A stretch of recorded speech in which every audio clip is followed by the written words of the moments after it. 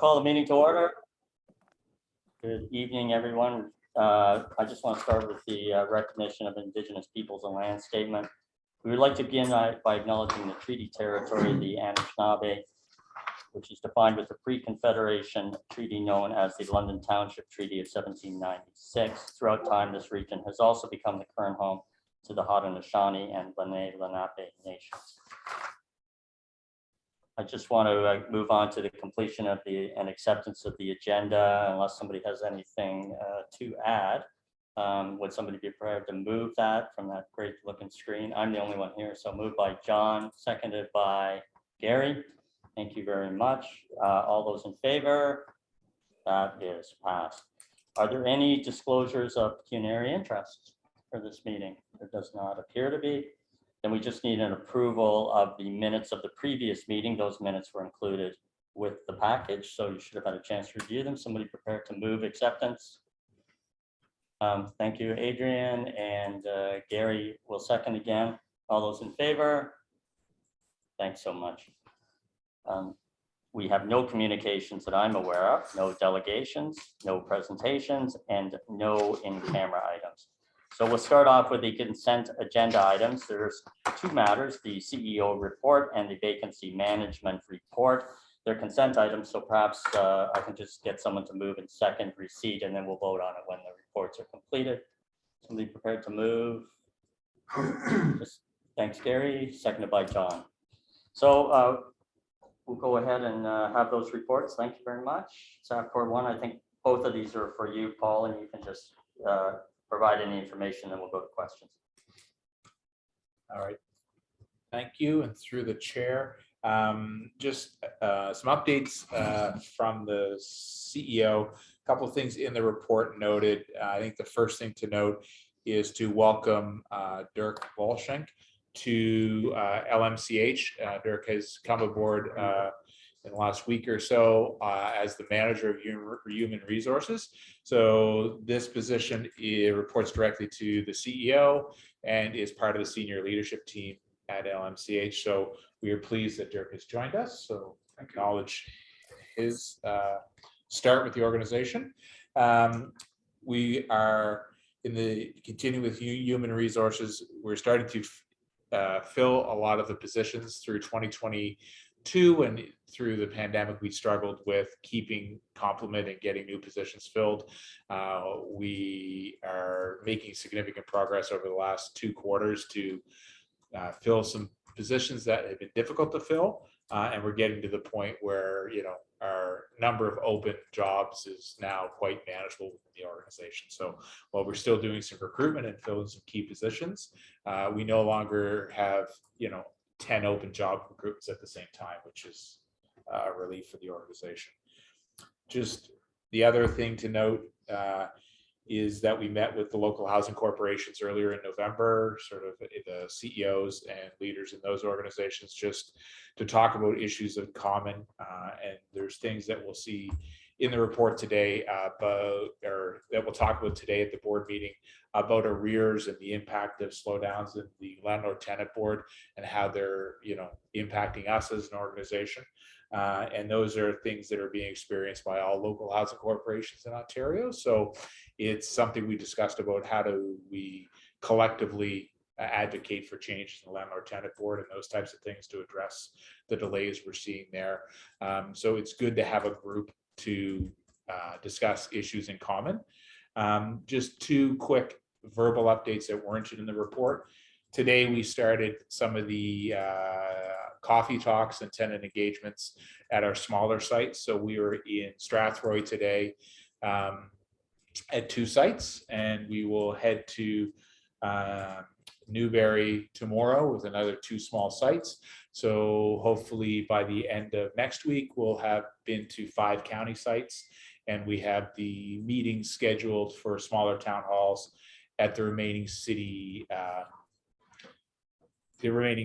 high rises before mid-December. So pleased that those are sort of underway. And the other report back, just as a verbal update, is on the Reimagine Southdale project. We have a report in the package about CMHC funding sign off. We are going through the zoning bylaw amendment and site planning approval processes, and we met with the City of London Urban Design review panel yesterday, and they had some feedback for us on our design of the building. Overall, it is positive, and just certain questions that about things we might want to look at about parking and those types of things as we submit our application. But overall, pleased with the presentation of the building. They talked about things like undulation that I did not understand, but they are quite pleased with that. The other thing to note is there is a the public meeting for the zoning bylaw amendment for Reimagine Southdale has now been scheduled for November 28th. So we will ask Melissa to send that information to the board so that you guys have that information if you're interested in observing that session. But that is scheduled in the next few weeks. So things are moving along, and we're still hoping to have our site plan amendment or site plan application put in by the end of the calendar year. And that depends on receiving the engineering and other specific reports we need for that project. So that is for the CEO report. Why don't we pause and we have any questions just on the CEO's report? There was a written report and then the summary. So does anyone have any questions? I'm just looking at the screen because I'm the only one here. So any questions?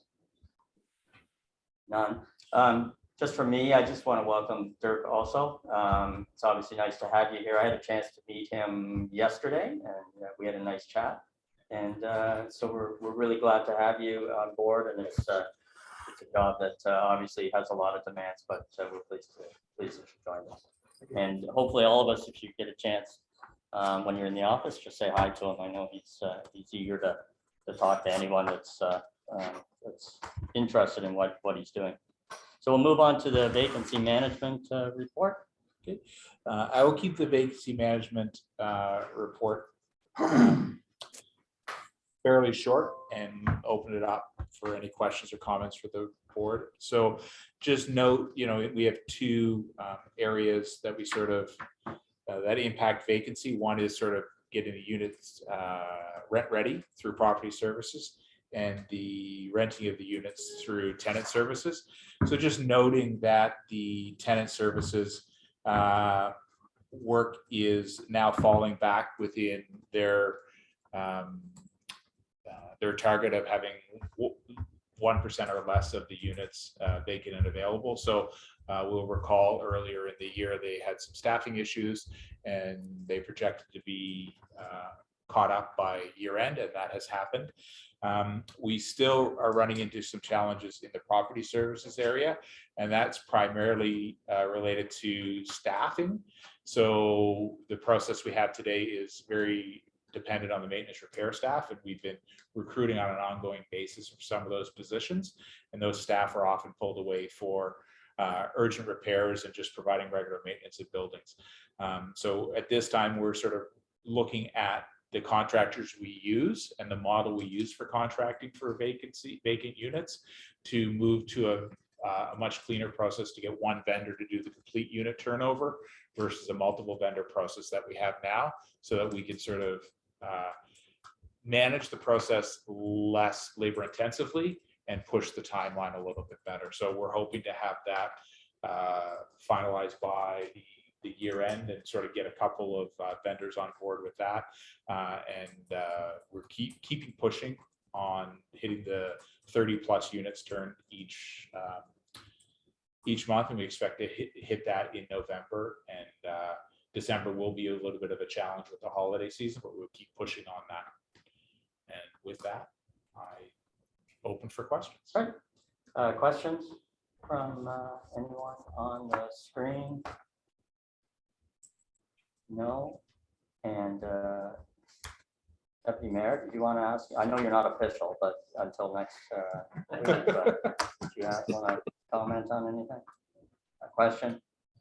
No, just very happy to have the vacancy rates hitting their target again. That's great news. And I guess I will share very briefly that we did last night start our boards, agencies, and commission appointments.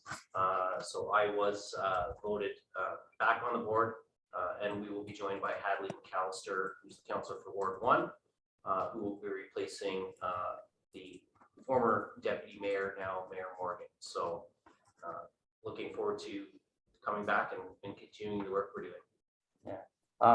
Yeah, I'm just going to say that it's great to have you back. I think your experience in doing this is going to be valuable, and we look forward to the new councillor who I haven't met, but I'm looking forward hopefully to meeting them and moving on from there. So thank you for coming back. We very much appreciate it. Well, I will say, Mr. Chair, that my pitch to council last night was after about 10 months on this board, I finally feel like I have my head wrapped around the complexities and challenges that we face. And that if I didn't come back and keep you reined in, that Paul would never let me hear the end of it. So I had to come back. Yeah, that's a valid point. That's a completely valid point. I can't argue against that one. So thanks very much, and congratulations on your new role. I'm sure it'll be confirmed next week. You deserve it. You'll do a good job. Although that's as political as I'm going to get. Anything else on the vacancy issue? No, I guess I just want to stress again, that's a really important. I remember last time when I talked about it when I first came back on the board, and I asked if it was realistic, and Paul said it wasn't, and Adrian reminded us that was in the actual consultant's report, that we had when we sort of reviewed everything and replaced the board. So it's a really important metric, and so I appreciate that we're getting separate reports on it, and that there's a plan to move forward on that. So without anything else, we've moved and, oh, sorry, Shelley, go ahead. Thank you, Chair. And through the chair, my question is in regard to the number of units that are sitting at 90+ days for the turnover. I'm wondering, is there a specific plan to address those units? I know the duration of turnover was one of the points of interest from the public, and specifically at the time that the last board was addressing this. Go ahead, whoever, Paul. Through the chair. Mr. Renaud, go ahead. You know, we are, the ones that are long in the tooth, the 98+ ones tend to be the ones that were severely damaged. And these are really the ones that we're looking to, Paul's comment about a different approach to how we deal with those. You know, we're struggling with the multiple vendors getting involved in one unit. You know, we've got flooring going out, we've got painting, we've got cabinetry. We're looking at a model now that just brings that all together on one contractor. So in a sense, one neck to choke when something goes wrong, and we can move these things forward quickly. You know, just a reminder that, you know, a year ago, we had units that were over 300 days. So we continue to roll it back. And, you know, when the PSMs are giving me their monthly projections on what units are going to turn, part of that has to be looking at the age of the units. You know, it's nice to have a lot of quick flips that you can do in a week or so, but we can't continue to ignore those ones that are getting old. So they are a priority for us. And part of the new model will be to address those ones quickly. Shelley, any follow-up on that? Oh. Did you hear? I just asked if you had any follow-up on that.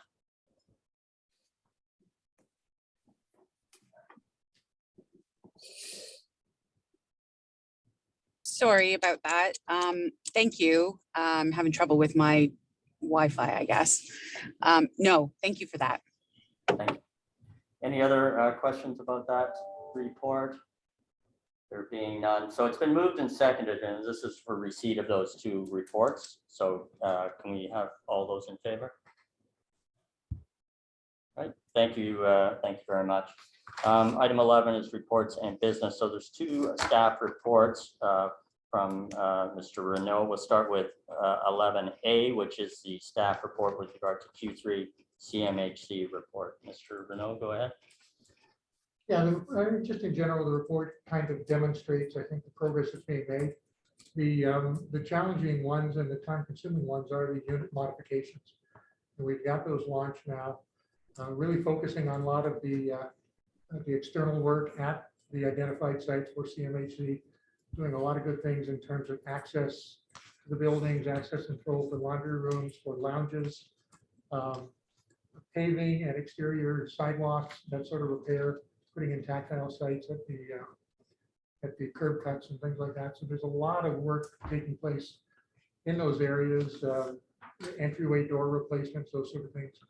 You know, those are the ones that we can move along while we've got the unit mods taking place. So as those start to take place, we've got to continue to move forward with these other external ones and common area improvements. I was at McNay this afternoon, we did a lounge makeover at McNay, and it's gorgeous. You know, it is such a nice thing to walk into that room. There were a few tenants there. We chatted with them briefly about it. Really positive. They participated in selecting the colors. So we're really trying with the CMHC program to engage the tenants as much as we can. And a lot of that is coming out of the town hall, and it's sort of reinforcing the direction we've got for CMHC.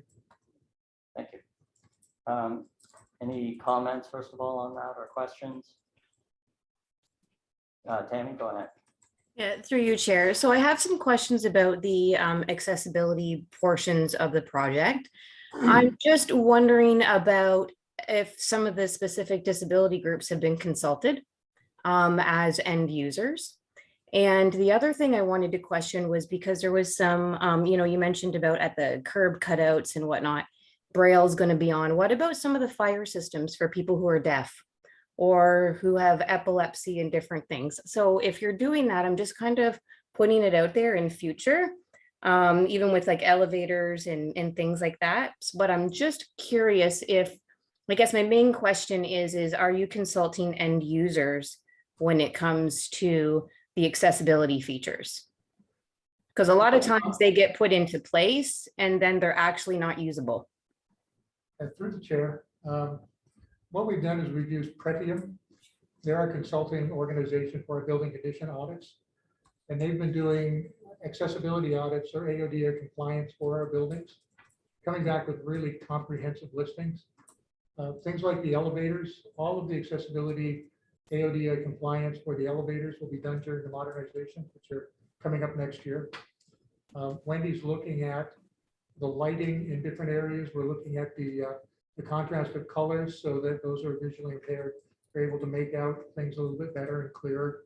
I think as she starts drawing these plans for the different buildings and for the common areas, wherever possible, she's reaching out to tenants and looking for that input. I would even just encourage like the CNIB, deafblind community, hearing loss. There's a lot of really good resources in the community that, these are the people that live with these disabilities every day. So I think it would be really important to maybe consult some of those agencies as well in terms of the design. Just thought I'd put that out there for information. Yep, happy to take that forward to Wendy and work with her on that. Thank you.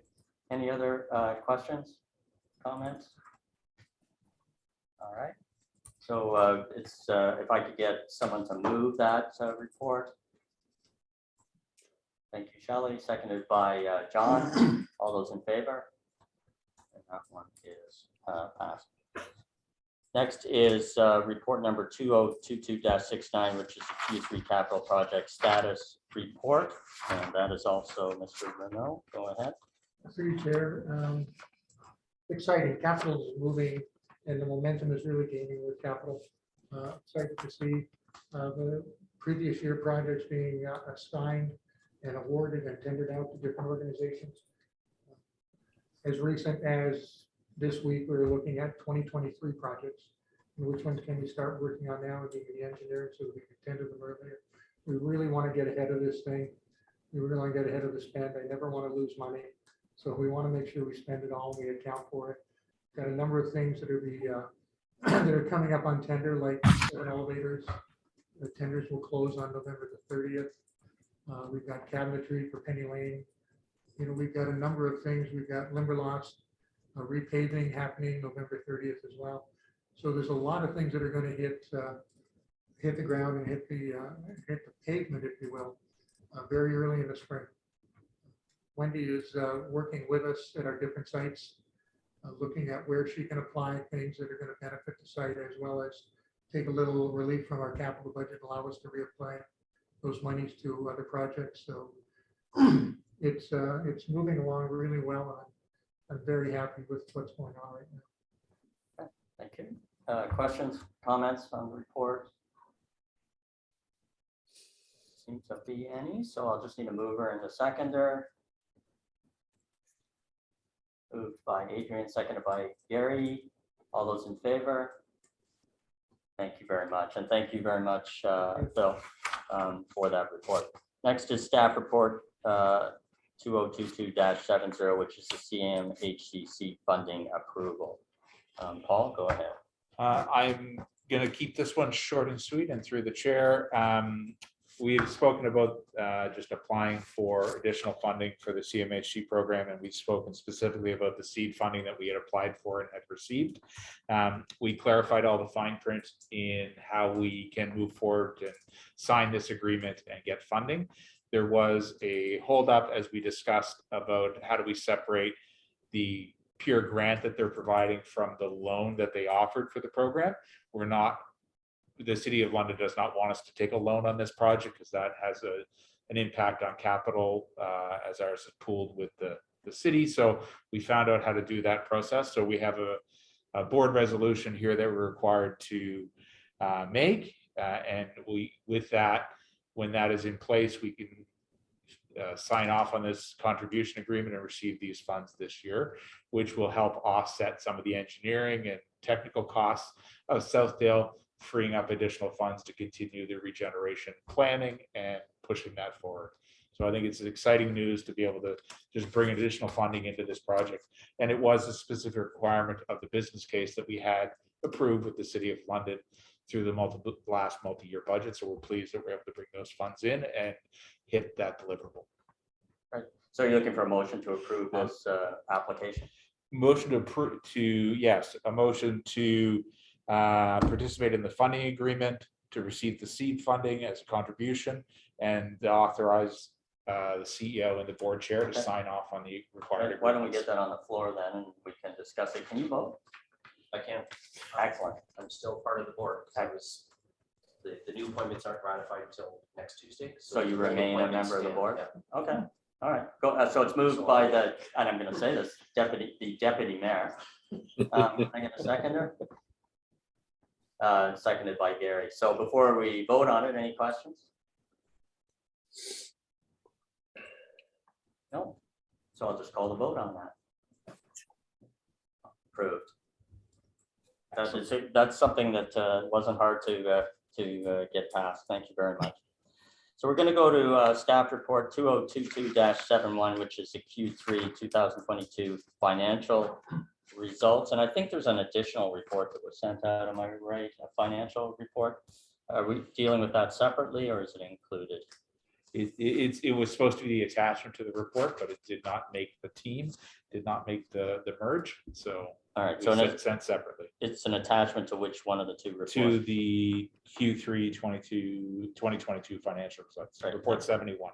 Thank you very much. All right, Diana, go ahead. So we'd like to present to you our Q3 operating results. We are, as Paul already mentioned at the beginning of this meeting, we are working in unprecedented time. And we do report double-digit growth compared to the budget as well as to the last year in our rental revenues. So we do report more than $1 million surplus in our operating statements, which is predominantly driven by positive variance in our revenues, as well as in labor, administration costs, and property taxes. So the main driver, as we mentioned before, is revenues, and we do have which is driven by the variables which are outside of our control. So, however, we are taking actions to quantify the impact as well as to do the analysis of the current situation and provide update to the board in our next quarter results meeting. I just wonder if I could clarify something before we go on. So we're reporting a high revenue level, but is there a concern about that or some kind of caution that somebody's delivering? And maybe I can clarify, am I right or wrong about that? So we, when we look at the KPIs report as well, so you will see that those high revenues trickle into the high arrears numbers. So the result of those numbers is pretty much change in the landscape and the environment. What we have significant delays in the LTB reviews in response to the actions. And if we are not mistaken, the backlog is now 6 months or more, as well as we are going through the significant volume of the RGI subsidies reviews and adjustments, as well as annual reviews. Those are, all those actions experience significant delay. As a result, we see overstated revenues. All right. Thank you then. Questions or comments, please? Tammy, go ahead. I have a question about when you just mentioned about doing annual reviews. I thought that those happen at different times for different people depending on their tenancy. So that would mean that annual reviews would be happening throughout the entire year, correct? That's correct. Right. Yeah. So then that would mean then this really isn't dependent on those, right? Because it would be happening all year round. That's incorrect. That's incorrect because the adjustment is a result of the submission paperwork, and if the paperwork is delayed, it can be extended periods. If the tenant delays the submission of the paperwork, there is no adjustments. But I do believe that if there's Okay, hold on just a second, Tammy, just a second. All you wanted to say something? Yeah, I think, Tammy, you have a valid point in the timing of the annual reviews, and that they're on the anniversary of the tenancy versus, all happening at once. What we're seeing through the process of the annual renewals is that some new rules put in place that were meant to simplify RGI now requires folks to complete their income tax. We see through the pandemic that a lot of folks are not completing their income tax or not sharing that with us, which is leading to a higher number of folks losing their subsidies. And what that generally means is somebody who was paying, say, $150 a month in rent is going to lose their subsidy, and now they're going to have to pay $950 in rent until they go through the process to get their subsidy restored. And that typically could take 6 to 8 months now. What it looks like in terms of revenue is we're looking like we're getting $800 more a month for that household for 6 to 8 months. So there's $5,000 or $6,000 in extra revenue that looks to be on our books for that tenant. But the reality is when they actually complete their paperwork, that revenue disappears. So we see that as sort of happening consistently and systemically across a lot of our tenant base. So that's why it's leading to two things. It's leading to an increase in our arrears because people aren't paying that $950 because they don't have it. And it's also sort of increasing our revenue and falsely reporting that. So somebody who had their rent go to full market rent in January may not resolve it to June, but then somebody else went to full market rent in June, and that's going to not get resolved till October. So there's lots of timing where it's just rolling over, and it's the compound impact of that with the landlord tenant board, where someone who's now at full market rent and is going to stop paying rent because we took them to the landlord tenant board is now going to take 12 months before an eviction decision is made. And if they're at full market rent for 12 months at say $900, there's $10,000 in arrears before we get a decision on eviction or not eviction. So we see those things just accumulating high levels of arrears in our books. And it's really understanding what's the compounded impact of those two things. Is there things that we could be doing differently on loss of subsidy or arrears that will help us sort of reduce that revenue? Or is there how do we then look at the revenue numbers differently to have confidence in them? The risk is if we believe that revenue is actually coming in and we spend an extra $1 million that we don't have, then we're going to end up being in a deficit position.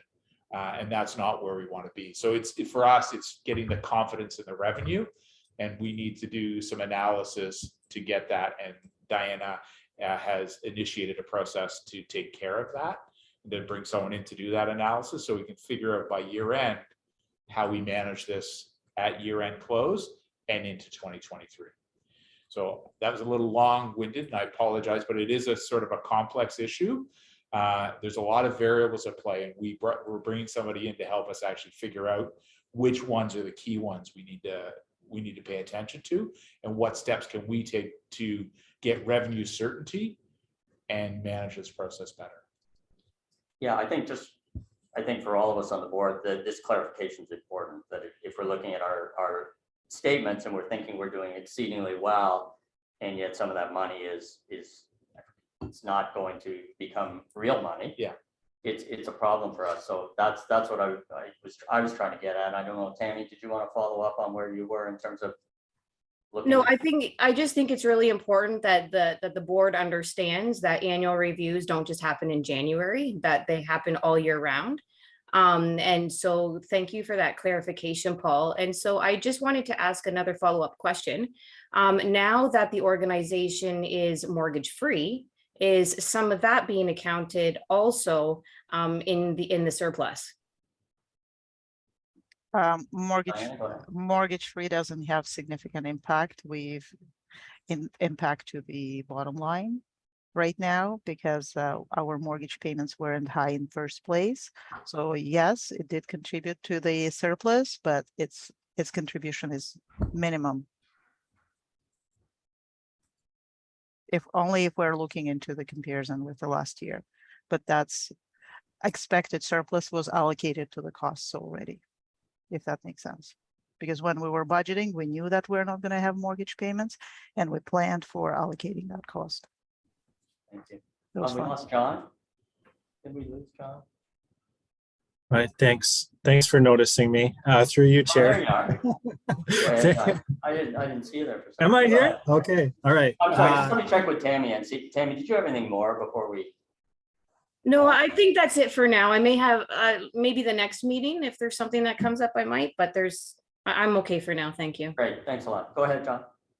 Yeah, thank you, everyone. Through you, Chair. I guess I just wanted to mention from my experience as a caseworker at both OW and ODSP, I don't think I can remember a single time where an annual review was not a challenge, or a client who didn't either have the skill set or needed support with that ended up, like so many times I watched vulnerable people end up in a situation where they're paying full market rent just because they were struggling to find the supports to complete the process and didn't even have any additional income. So I just wonder if maybe there's a partnership with those two organizations where, at least in cases like that, we might be able to just get confirmation from the caseworker directly or something to kind of streamline that process. Also, for people that are on Ontario Works, if they're in arrears, Ontario Works directives allow the caseworker to go back as far as they'd like to any month where there were not shelter expenses or additional room in the shelter budget and use those amounts to pull towards arrears. So ODSP doesn't have that, but the Ontario Works Act allows for that. So say if somebody was homeless for a year and then they owe London Middlesex right now, they owe $3,000. The caseworker can go back from January of last year and enter in $300 a month for shelter, whatever it may be, and pay that directly to London Middlesex Housing to evaporate those arrears. They're allowed to use that money for that. The ODSP Act does not allow for that. I don't know why. We'd have to ask our buddy Doug, but the Ontario Works Act does. So I also always had this question, and I guess it's out of curiosity, is why are we only charging $100 and some rent to people that are on Ontario Works and ODSP when they have more money available for shelter expenses? Why are we not then maximizing that if it's already provided by the province and tapping into that additional revenue? I'm just curious about that. Is there a rule around that? It wouldn't negatively impact the person receiving the benefits at all, and it would just increase the revenue coming in to help with other things to support tenants. Yeah, I think I'll stop there. Yeah, why don't you stop there so we can get those two. So Stop the first issue is working with someone to make sure that these things don't happen. So through the chair, thank you for the question, John. We are, so the tenant services team is working with caseworkers on an individual basis where we can. We are also connecting with London Community Health to get supports for tenants to try and get paperwork completed. We also started a program with Goodwill Industries where they are doing some tax clinics for us because a number of tenants just hadn't filed their income taxes, and it's part of a provincial requirement now that they complete their notice of assessment. So we are working on all of those pieces. It's just it's been a real sort of snowball because we had some of them it's 2 years now that we are looking for documentation because there was the rent freeze and the service manager had not required annual renewal completions the previous year. So it's a lot of paperwork to try and get through. I don't know if Paul wants to speak to this, but I'll just speak to the rent rates. The province, although they fund some of this, they are the ones that set the rents. So if you're on Ontario Works or Ontario Disability, even though the money for Ontario Works flows through the City of London, the province of Ontario sets the rates. So we have no ability to adjust that. So we cannot charge, the maximum shelter portion. It sort of binds our hands a little bit. Yeah, and I think Sure. just one point of clarification, just on top of that, it's not just that they're setting the rates, they have embedded the rates in the legislation. Mhm. So we're required to comply to the legislation, which sets these lower rental rates for clients on Ontario Works and ODSP. So it's not a service manager decision, it is part of the legislation itself. So, and they do similarly set rates for what utility rates we can charge when we provide heating and electricity for tenants. So they are creating a financial framework that we need to follow in charging tenants rent. John? Any follow-up, or we'll move along, but if you have a short follow-up or something. Yeah, don't worry. I'm not going to go on and on. Thank you for the update. I'm really glad to hear there's more of a compassionate approach with that. And Paul, maybe you and I can talk separately, and I can try to connect you to somebody in that ministry and maybe have a discussion about the logic behind that, and maybe we can get some movement there eventually.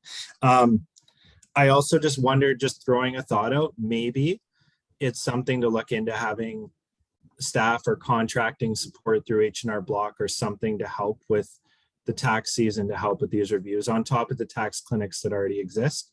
There tends to be long wait lists and whatnot for those, and it can become really complicated. So I just wonder if potentially that's something just to ponder, just to think about. Thanks, everyone. And just through the chair, thank you. Through the chair, John, just so you're aware, we do run tax clinics. We organize tax clinics at all of our sites in the new year. So those will start up again. And we've done that annually, probably for the last 15 or so years. So we do try to make that as simple as possible. We bring those right to our buildings. Yeah, that's great news. And I guess my thoughts would just be, is there a way for us to prioritize the tenants who are behind at risk of paying market rent ahead of the others? Is there some thought given to that? That's all. Thank you. Thanks, John. Any other comments, questions? All right, so we'll need someone to move the Q3 22 financial results. Can I get a mover for that? Moved by John, seconded by the deputy mayor. All those in favor? Thank you very much, Diana, for that. And we'll move to your next report, which is 2022-72, which is the Q3 2022 key performance indicator. So I'll turn that over to you.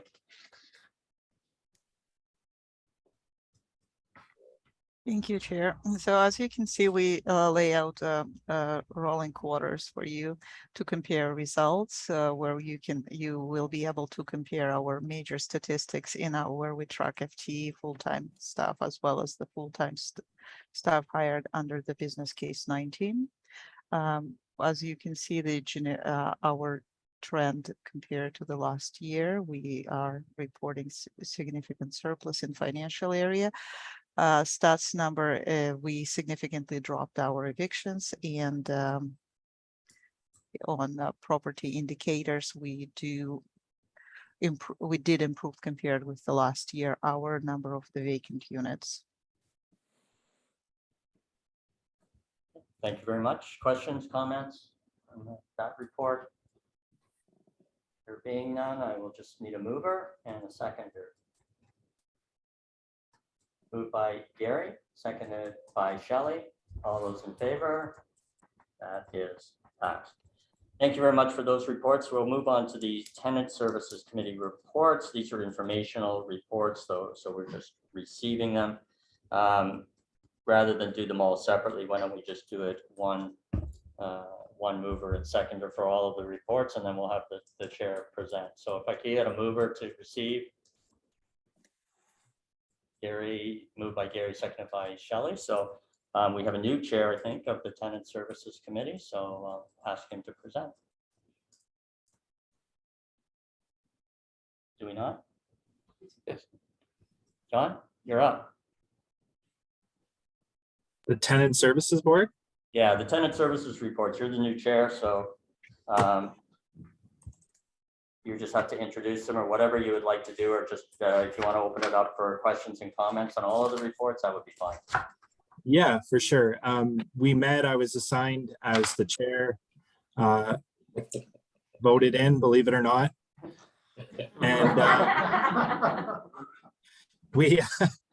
we talked about a variety of issues, looking into the supports provided to tenants, looking at with pest control was one of the main ones we discussed. And it's summarized pretty detailed in the report. So if anybody has any specific questions, I'm happy to answer or speak to that. So I'll just open it up there. Thank you. Thank you very much. So let's open up for any questions or comments on any of the tenant services reports. They've all been moved and seconded. Any questions, comments? Nothing. All right, so it's been moved, seconded. So we're just looking to approve the receipt of all of those reports. So all those in favor? Those reports have been received. And I want to thank John for taking on the chairmanship of that subcommittee, and really look forward to him coming to us with some really good ideas and some really strange ones too, probably. But you know, we'll deal with them as they come. So thanks, John. In terms of new business and inquiries, and before we adjourn, I think this is I understand this is Adrian's last meeting. Adrian, thank you so much. I haven't been here that long with you, but I'm really struck by your down-to-earth approach, your friendliness, and speaking, you know, not all the time, but when you do speak, it's something that's really, really helpful. So sorry that you won't be coming back, but I just want to thank you on behalf of the board. I don't know if you want to say anything, but it is appreciated, the work that you've done. Thank you, Mr. Chair. And I certainly do want to make a comment, if I may. Being this my second go around on the board for the LMCH, I just want to make the comment that it's refreshing to work with this particular board and all the staff at LMCH. It's a significant improvement from my previous exposure to the board. And it's been a real pleasure working with all of you. I especially want to acknowledge the commitment of the shareholder that is really, to me, the difference from my previous role here to now, that the shareholder has really stepped up its commitment to LMCH, and it's really encouraging to see that. So once again, thank you to all of you. I've really enjoyed my time here. Thank you. Thanks again, Adrian. And those are really good comments, and I think there's an enthusiasm and a positiveness around LMCH. Certainly in my previous role, I used to see people from LMCH, and really they did not look happy in what they were doing. They found it difficult, and now it's quite a bit different, and it's nice to be involved in that. And unfortunately, you won't be staying with us, but I'll come out and split some wood maybe with you sometime, and that's how we'll deal with that. So thank you, my friend. Thank you, Mr. Chair. Moving on, then we just have, I don't think, unless somebody else has new business. I don't think so. So all I need is a mover and seconder for adjournment. Got to do that. My last time. Yeah. Moved by Adrian, seconder. The deputy mayor seconded it. All those in favor? Thanks very much, everyone, and have a great evening. Bye, everyone. Good luck. Thank you. Thanks, Adrian. Thanks, everyone.